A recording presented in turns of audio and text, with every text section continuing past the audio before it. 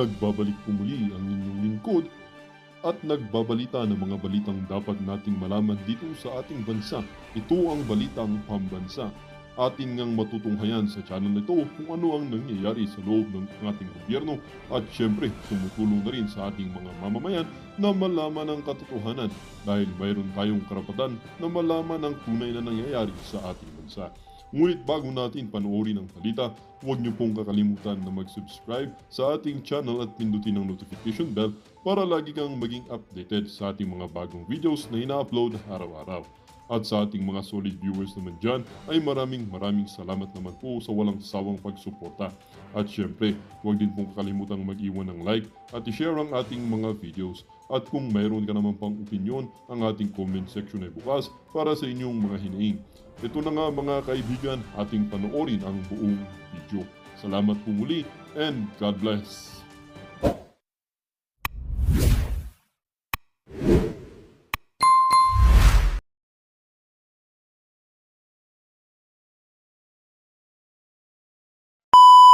Sa baba. Ito na ho, muli ho tayo nagbabalik sa panibagong reaction video. Rekta na ho tayo dito kay Senator Gringo Honasan at dito kay Congressman Rodante Marcoleta. Iba rin dito sa ating bansa. Nako! Si former President Duterte. Dito litisin. Ayaw natin ng gulo at gusto natin pagkakaisa. Iba, kung ianggulo natin ito, sa napagis na namin, kasama na si Manong Dante Marcoleta. Ano ang pillars ng national security? Nako! Political unity. Okay lang yung magdebate. Okay lang. Huwag lang magkapikunan at magkasakitan. Social cohesion. Nagkakaisa tayo na hindi ito pro or anti. No? Ito ay pro-Filipino. This is a pro-Filipino effort na hindi natin naririnig sa national conversation. Kung maalala mo, Glenn, higit na isang taon na nakakalipas, meron tayong mungkahi as a private citizen na bago sumama ang sitwasyon. Pwede ba yung ating Pangulo nakaupo sa pwesto at yung mga buhay pang dating Pangulo, kasama na si President Duterte, si President GMA, si President Era, magkulong sa kwarto, walang media, walang mic, walang camera. Pag-usapan nila no, kung ano ang gagawin para mabuo yung sambayanan. Kung medyo nakinig sila noon, wala sana itong sitwasyon natin. So tingin naman natin merong naman punto itong si Senator Gringo Honasan. Posible. Pwede nilang mapag-usapan yung mga issue ngayon sa ating bansa, yung mga patutsadahan, yung mga tawagan ng bangag, tawagan ng kung ano-ano, di ba? Pwede pag-usapan yun eh. Pwede naman ho yung sinasabi na yan itong si Senator Gringo Honasan. Kaso ang problema lang, wala ho kasi sa katinuan itong si Marcos Jr. eh. 'Di ba? Ang ganda ng usapan, ang ganda ng plano ng unity team, continuity at kung ano-ano pa ang sinabi nila noong panahon ng kampanya. Pero wala ho silang tinupad ni isa doon sa mga sinabi nila. Huwag na yung 20 pesos na bigas, huwag na yung 6 million na pabahay. 1 milyon na pabahay kada taon. Hindi na ho yun. Yung continuity na lang. Yung mga ginawa ni Tatay Digong, ipagpatuloy na lang. Yung mga bago nilang proyekto, isang tabi na natin yan. Yun na lang ipinangako nila kasi yung gumagana na yung sistema. Kumbaga, mga kriminal takot na kahit papaano yung droga na nabawasan, korupsyon nabawasan. Itutuloy na lang ho yung naumpisa ni Tatay Digong. Hindi pa ho nagawa ni Marcos Jr. Paano pa ho kaya kung mag-uusap-usap itong mga to tapos meron silang napag-usapang ganito? Yun nga saksi na ang buong Pilipinas, hindi na ho yung mga presidente. Hindi na ho yung mungkahin nitong si Senator Greg na silang lahat mag-uusap-usap sa isang kwarto. Yun, sila lang nakakarinig sa mga sinasabi nila. Etong si Marcos Jr., buong sambayan ng Pilipino, lahat ng ating mga kababayan nasaksihan, narinig, nakita, yung kanila mga ipinangako noong nagdaang eleksyon. No? Pero wala hong natupad ni isa doon sa mga sinabi nitong si Marcos Jr. Narinig ho natin yung mga sinabi niya. Sambayan ng Pilipino ang saksi. Paano pa kung ilang tao, 4 na tao lang nakakarinig sa kanya? Sa buong sambayan ng Pilipino nga, sa milyon-milyong Pilipino, hindi niya ho tinupad ang kanyang mga pinangako. Doon pa sa 4 na individual nakaharap niya sa isang kwarto. Wala hong mangyayari dito kay Marcos Jr. Naniniwala ho tayo kahit ano pang pag-usapan, kahit ano pang sabihin nitong mama na to, wala ho tayong mapapaniwalaan. Nagpas na tayo sa sisihan. Yeah, Question correct. is, ano gagawin natin? Okay, mabuti na itanong mo yan. Hindi na ito issue tungkol kay former President Duterte. Issue na ito ng bayan, ng sambayan ng Pilipinas. Kaya kami ngayon nandito.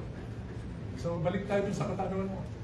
Kahit na anong pamaraan, basta pumirma ka, e-signature, dito sa loob ng ating bansa, abroad, pumirma ka para ipahiwatig sa ICC at sa Korte Suprema na ang unang hakbang dapat ay magtulungan tayo, pag-isipan nilang mabuti para humupa yung sitwasyon, ibalik dito sa ating bansa si former President Duterte. Dito litisin.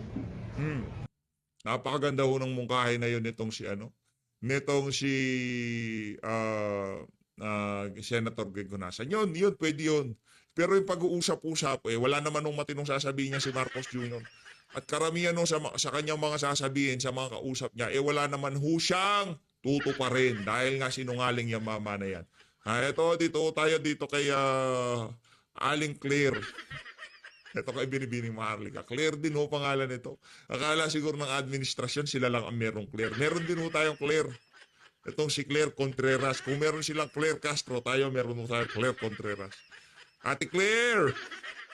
Banatan mo na. Alma, itong itong bangag administration sa pamamagitan ng kanilang vlogger na itinalaga nila na ang tanga talaga, di ba? Abogagang walang alam. Okay? Puro lamang emosyon. Hindi ganyan ang laban sa buhay. Hindi puro emosyon or Correct. kasinungalingan. Dahil ang Presidential Communication Office, yan ay extension ng bangag na presidente na magsasabi kung ano ang mabuti at ginagawa ng kanilang pamunuang bangag. Pero nagre-reflect nga na talagang bangag sila the way sila magsasagot-sagot. 'Di ba? Katulad nitong si Castro. Nung tinanong siya ng mga media na anong masasabi mo patungkol sa sinabi ni Vice President Sara Duterte na road to perdition na nga ang Pilipinas. Ang sabi naman ng dugyot vlogger, tawagan na lang natin siya ng dugyot vlogger, okay? So niya, baka hindi siya nanonood. Hindi daw nanonood si Vice President Sara ng press briefing nila, kaya daw hindi alam ni Inday Sara yung kanilang ginagawa na magaganda sa Pilipinas. At ang sinasabi nito nung dugyot vlogger, turn to undersecretary, okay, na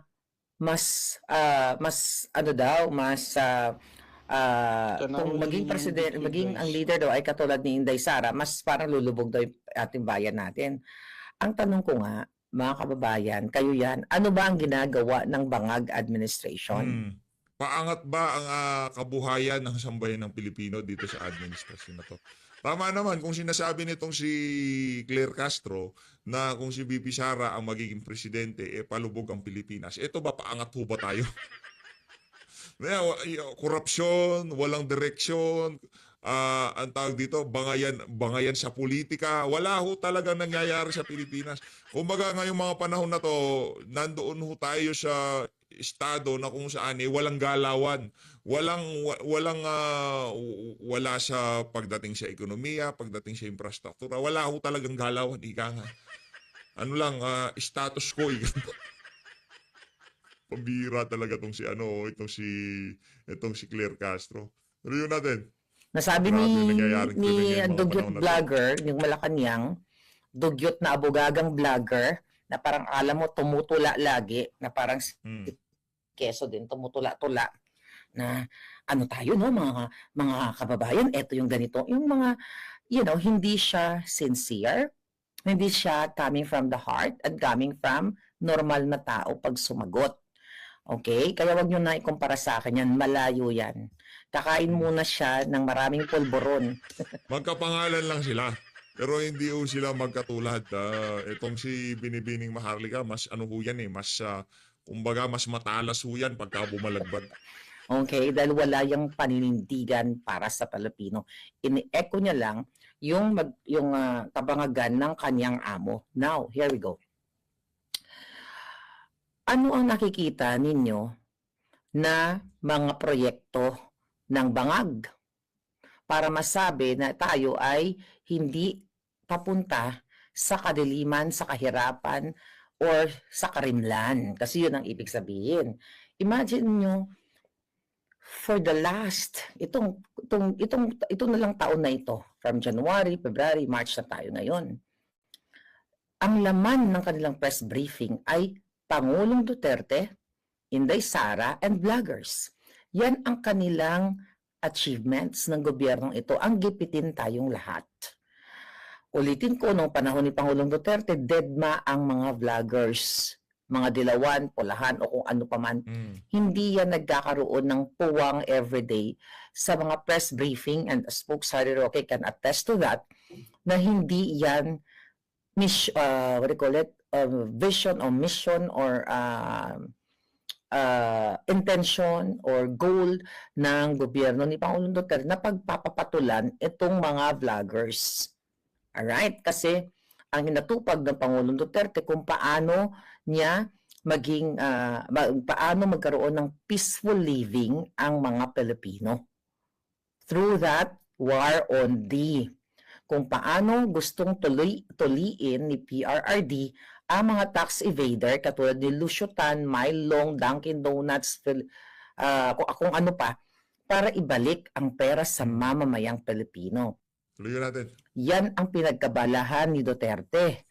Kung paano bigyan ng karangyaan na buhay o magandang kalinga ang ating mga men and women in uniform na yung karamihan ay ayaw pa mag-speak up para marinig ang kanilang boses. Ngayon, mga kababayan, okay? Ano ang gagawin? Ano ang mga ginagawa nitong itong Malacanang? Apektado sila. Apektado dahil ang sinasabi ng bangag na administrasyon na inuuna daw ni Inday ang mag-travel dito sa Netherlands. Ang tanong ko sa mga bangag na ito, pumunta ba si Inday dito, si VP Sara, para mag-travel siya, like, business trip or luxury trip? Parang tanga sila no? Parang tanga. Tinanggalan ng budget, ay tinapyasan ng budget ang OVP. Ngayon, pinakulong si Tatay Digong sa Dahig, sa Netherlands. Ngayon, siyempre, anak niya yan, Vice President, pupuntahan niya. Siya lang sa pamilya ang merong Schengen visa ata kung tawagin yun, di ba? Siya lang sa pamilya, siya lang sa mga anak ni Tatay Digong ang merong ganong klaseng visa. Kaya siya ang pinakaunang rumisponde diyan sa pagdukot na yan kay Tatay Digong at pagpapadala dyan sa Netherlands. Ngayon, ginagawa nilang issue. Bakit? Hindi nyo na ba talaga masagot yung mga wala na mo ba kayong pangtakip ng butas? Swerte nga kayo, di ba? Yung issue ng BICAM report, yung issue ng PhilHealth. Anong nangyari? Natabunan dyan sa pagkidnap dito kay dating Pangulong Rodrigo Duterte. Pero huwag kayong mag-alala. Hindi yan makakalimutan ng ating mga kababayan. Nakafocus muna kami kay Tatay Digong dahil bukas birthday niya, di ba? Kaya pagkatapos ng birthday ni Tatay Digong, balik-balagbagan blues na naman tayo. Pag-usapan naman natin yung kulang-kulang na BICAM report at yung ang tawag dito, yung PhilHealth issue. Yan, yung pinapabalik na pera na Supreme Court sa PhilHealth. Dapat ibalik yun ng administrasyon nito si Bangag. Nakalimutan mo ba, Dugyot, vlogger ng Malacanang, turned undersecretary, ng amo mo na nag-umikot-ikot sa buong mundo at bit-bit pa ang mga polboronic niyang mga kajaming na sinabi na nakakuha siya ng mga pledges from all over the world kung saan man siya pumunta. Na hanggang ngayon, hindi pa na ipapaliwanag, okay? Hindi pa na ipapaliwanag kung nasaan na yung mga, kung magkano ang nagastos doon sa pag-ikot-ikot ni Bangag sa iba't ibang banig ng mundo, doon sa mga pledges na sinasabi na nawala namang pledges dahil wala pong gustong magtiwala. Kung meron man kakarampot na ibang lahi na mag-invest sa Pilipinas dahil nagbalikan na ang extortion. Hindi nga, ngayon nga mga panahon na to, tingnan nyo na lang ho ang nangyayari sa ating bansa. Sa tingin nyo ba merong banyagang mamumuhunan na nasa matinong kaisipan na maglalagak ng investment sa Pilipinas gayong ganito ang nangyayari? Hindi ho natin malaman kung bukas meron na bang mangyayaring malaking kaguluhan, gagalaw na ba yung mga iba't ibang organisasyon, 'di ba? Hindi ho natin alam eh. Sino ang magi-invest dito sa bansa na to kung ang political situation hindi ho stable, ika nga. Napakaraming uncertainty, pwedeng bukas maging presidente si VP. Hindi natin alam eh. 'Di ba? Hindi ho natin alam. Pwedeng bukas maging vice president si Tamba. Marami ho kasing pwedeng mangyari sa mga susunod na araw, kaya abang-abang lang ho tayo mga Mo kababayan. galing sa gobyerno ni Bangag. Extortion sa airport, extortion sa mga business na, bago magsimula ang mga foreigners or mga investors, ay kumukubra na ang mga tiwaling kaalyado ni Bangag. Right? Bangagtus Benedictus. Natin, Ren John, what do you think about the newly imposed online voting for OFWs in the upcoming national election? I'm anxious that it might be vulnerable to hacking. We talk about that already, palangga actually, with Attorney Glenn Chong. Intention nila yan. Pwede nilang ngang dayain, intention nila yan para dayain ang halalan. But, we'll talk about that later. Maybe I will invite Attorney Glenn Chong para ma-update natin yung ganyang, kasi, napag-usapan na namin even nung mga nakaraan ilang beses. But this time, let's talk about that later with our guest. Okay, sabi ni Shelly, Miss Maharlika, watching from New York po. Wow, thanks for supporting Tatay Digong, praying for his health and justice to bring back home sa Pinas. Salamat rin po, and I'm praying rin for safety sa lahat ng nagta-travel dyan sa Dahig. Godspeed. Thank you, Shelly CMM. Si Ka Iscoela, thank you so much. Ayan ang comment. Thank you so much for all your help. Really need your help at this difficult time. So, I appreciate it so much sa lahat po ng mga palangga ko na nagpapaabot ng help. Thank you very much. Okay. Now, ngayon, mga kababayan, so, balik tayo dun sa travel. Si Inday Sara, hindi siya nag-travel dito para magpakyot katulad ni Bangag. Nag-travel siya dito para hindi lang protektahan ang Pangulo Duterte na tatay niya, kundi protektahan ang karapatan ng mamamayang Pilipino dahil sa pagkidnap ni Bangag kay Pangulong Duterte. Ipinagkaanulo ang Pangulong Duterte gamit ang illegal na pang-aabuso sa kapangyarihan ng batas o kapangyarihan niya para mag-ready ng private plane para isakay o ikidnap ang Pangulong Duterte, pakipag-alyansa niya kay Torres sa mga tiwali. Hindi lang ito usapin patungkol kay Pangulong Duterte, ito ay pagpapakita, kaya nandito si Inday Sara, to protect all of us, na dapat hindi na ito maulit ang pangkikidnap sa kahit kanino mang Pilipino. Diba? So yun. Ngayon, itong mga bangag dyan sa Malacanang, apektado na talaga ang mga walang hiya dahil ang ating mga OFW, by the way, gawin natin itong zero remittance fee sa darating na March 28 sa birthday. Simulan natin sa birthday ng Pangulo hanggang April 4. Kung pwede nga lang, di ba, isang buwan. Okay? O buong taon. Kaso lang, yung mga kapamilya nyo doon, dapat silang bigyan ng bagyan ng ayuda ng gobyernong Bangag para hindi na sila umasa sa inyo. Which is yan naman talaga ang dilema nating mga Pilipino.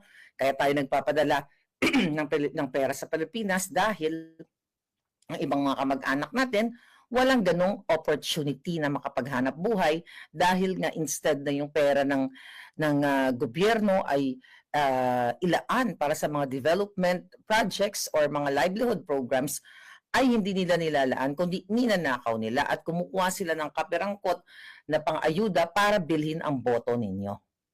Okay? So, back to zero remittance, gusto ko lang magbigay ng reaction dito, okay, sa mga bangag. Nakakatawa talaga sila. Unahin natin si Enrile. Okay? Hindi pa ba kukunin ng lupa yan? Ang haba ng ng ini-enjoy niyang buhay at the expense of Filipino people. Ngayon, I believe ito, ang sabi ng Julul na ito. Ayan. Ang sabi ng Julul, okay, tungkol sa,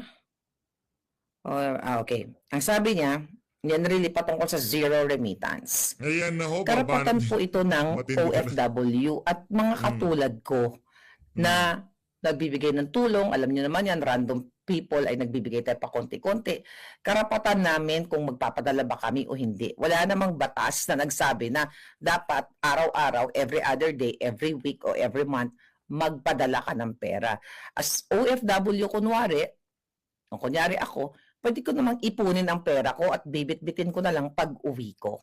But dito ngayon sa babasahin ko, sa sinabi ni Enrile, sabi niya, this is a humble, unsolicited reminder to our social and political leaders.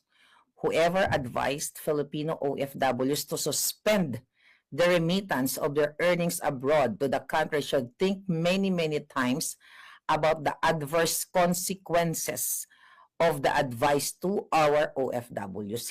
Wala pong nag-advise sa amin Wala na nag-advise. politiko. Kahit ako noon dati, nanawagan na rin ako ng ganito, di ba? Walang nag-advise. Kusa namin yung collective, kung ang bangag na gobyerno ay may collective effort para kidnapin ang Pangulong Duterte, kaming Filipinos abroad ay meron din kaming collective effort para, di ba, ipakita ang aming protesta sa pamamagitan ng pag-hold muna ng aming mga remittances. Okay? Basahin natin ang sinabi ni Enrile. May panakot kasi. Sabi niya, as I said before, for every action there is always a possible counter-action. Sanay talaga silang manakot. Karapatan natin yan. Puwersahan ba ang pagpapadala ng pera sa ating mga palangga sa Pilipinas? Hindi po yan puwersahan. Diba? Ang ibang dyan siguro, iniipon nyo ang inyong mga pera, nagpapadala kayo quarterly, every 6 months or whatever. It's your choice. Imagine nyo mga kababayan, pati yung ating kalayaan kung kailan natin i-hold ang ating pagpapadala ay pinanghihimasukan ng mga bangag. Now, ang sabi niya, hindi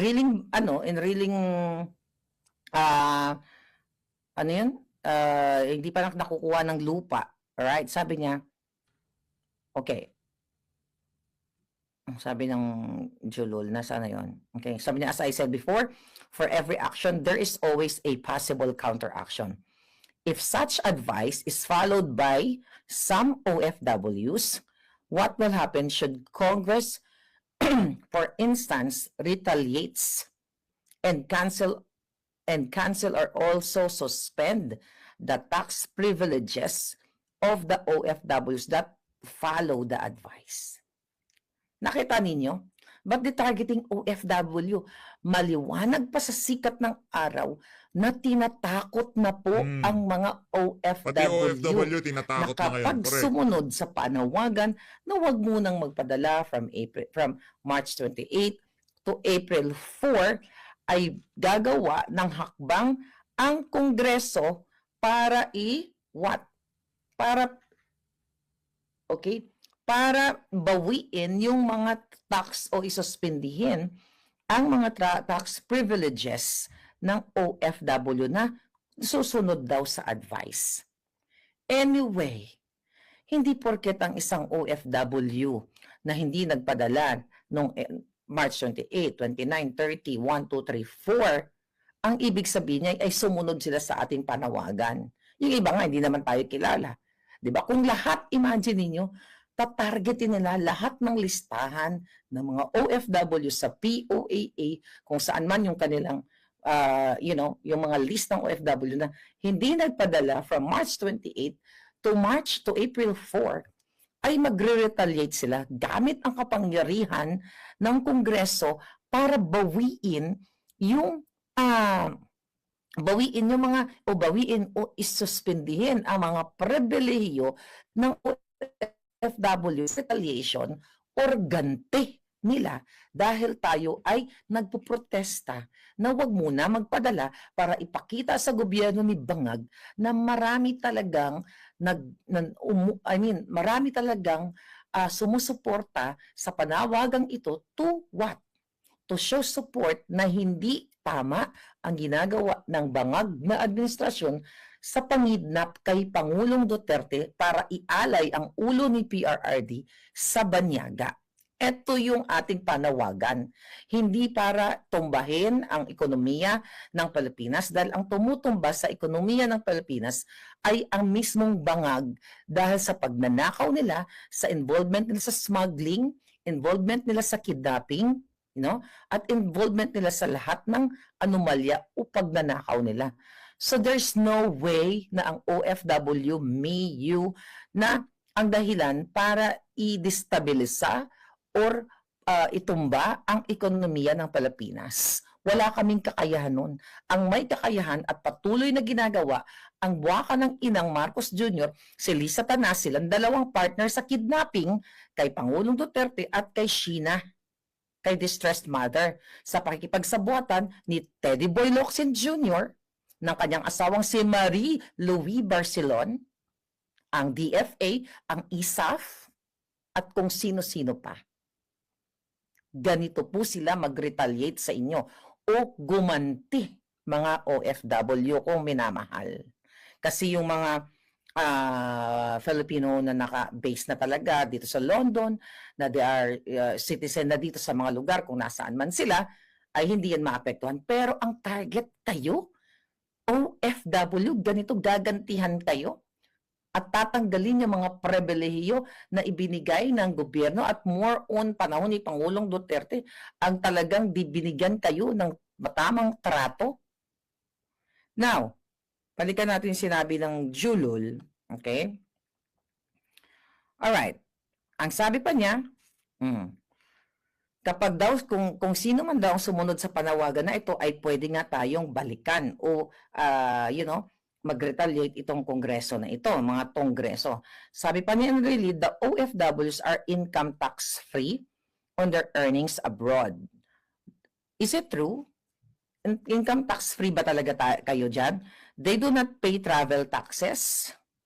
Hindi ba talaga kayo nagbabayad ng travel taxes? Pero alam ko nung Pangulong Duterte, talagang tinanggal yan. Hindi pa ba, sa panahon ni Bangag, sinisingil pa ba kayo o talagang free kayo? Gusto ko lang makita yung mga comment ninyo dyan. Sabi pa niya, in addition, they have to have passports to be able to work as OFWs. So, panakot ito, ano kakansilin nyo? Lahat ng passport ng OFW na hindi magpapadala sa March 28 up to April 4? Sabi pa niya, Congress granted these privileges to them by laws enacted by it. I earnestly suggest to our OFWs to study carefully that advice to them before they get burned by it. Ano sabi nito? May travel tax po ako. O, tignan mo. So, fake news to. Nagbabayad kayo ng travel tax. Pero alam ko, di ba, nung panahon ni PRRD, kung tama yung ng recollection ko, ay hindi na kayo pinagbabayad ng taxes. Ang sabi ni Tita Kay, free po basta may OEC. Ang sabi naman ni Fashionista, nagbabayad po kami ng tax dito sa Thailand. So, part of statement ni Tanda, ng traidor na si Enrile, ay fake news. No. Alright? But anyway, okay, going back dun sa issue na yan, ganito sila. Ganito po kademonyo ang gobyerno ni Marcos Jr. Magkakasabot sila na kayo pag hindi kayo nagpadala from March 28 to April 4 ay posibleng magre-retaliate ang Kongreso. So ang inyong gobyerno, hindi sila nagtatrabaho, wala sila dyan para bigyan kayo ng kaalwanan. The moment na mag-protest kayo dahil yung hinaing ninyo na hindi tama ang ginagawa ng Bangag, magre-retaliate sila. And this is very diktador. Okay? Saka ang dating parang talagang kasi nung panahon ni Tatay Digong napansin natin, gusto niya na talagang makauwi na yung ating mga kababayang mga OFW. Hindi po magkaroon ng maraming oportunidad sa Pilipinas. Pero dito sa administrasyon na to, parang wala ho silang pakialam. Yung dating parang, yan, habang buhay na kayo dyan sa ibang bansa. Kailangan kayo ng sambayanan, magtrabaho kayo dyan sa ibang bansa. Walang oportunidad sa Pilipinas, dyan lang kayo. Parang ganun ho datingan eh, no? Bisita. Diktadorya po talaga ito, okay? So yan mga kababayan. Alright. Lola, thank you so much. Lola, thank you very much. Advance ito. Sabi ni Karen, Whitmore, thank you palaga. Advance happy 80th birthday, Tatay. Please take good care of yourself. Anything will be all right. Si Palangga. Maisog Vancouver. Sandra, thank you. God, please remind them about the special book sale of Kingmaker of Attorney Vic Rodriguez this March 29, Saturday, 4 to 8 p.m. The Justice for PRRD rally and birthday celebration is a gathering of DDS supporters show our love, solidarity, and support. Ayan sa mga palangga ko sa Vancouver. Andyan si Palangga Sandra na in charge sa book ni Attorney Vic. Thank you, Ga. Okay. Tinkerbell, thank you very much. Okay, thank you so much. Ngayon, mga kababayan, ang sinasabi dito ni Tandang Enrile na, okay, ito ay pananakot. Sanay talaga silang manakot. Dahil ako, tinatakot nila lahat, si Sas, ako, ang mga vloggers, tinatakot nila. So, ganun pa man, kitang-kita nyo na kung gaano kawalang hiya ang gobyerno ni Bangag. Natatakot sila dito sa zero remittance na ito, mga kababayan. Okay? Kasi, ma-feel nila ang impact na ganun kadami ang naninindigan laban sa illegal nilang kidnapping kay Pangulong Duterte. Kasi maaapektuhan talaga to even mga bangko, 'di ba? Mafe-feel nila ito dahil during those days kapag talagang nag-zero remittance, mafe-feel ng mga bangko. Kasi nakikita nila yung in and out ng yung pagpasok ng pera ng mga OFW, ng mga dollar earner or mga Filipino abroad. Diba? So, ito yung ayaw makita ng gobyernong Bangag kasi ito ay magiging palatandaan o magiging patunay na talagang sukang-suka sa kanya ang gobyerno, sukang-suka sa kanya ang mga OFW o ang mga Pilipino dahil sa ginagawa niya. Although, maapektuhan ang mga pamilya, I don't think so. Hindi, kung 1 week lang ang pangapanawagan, edi magdildil muna tayo ng asin. Kasi ako dito sa Netherlands, nagdidildil din ako ng not really asin, pero, kumbaga matuto muna tayong mamaluktot. Kumbaga equivalent ito sa ibang nagpa-fast, diba? Nagpa-fasting sila. Okay? Nagpa-fasting sila, diba? To show their protest. Diba? Na hindi sila sang-ayon. Okay? No offense dito sa mga sinasabi kong tanda, si Enrile lang exempted lang siya kasi inuugat na yan. Di ba? Tinutubuan na ng ugat, ayaw pang gumawa ng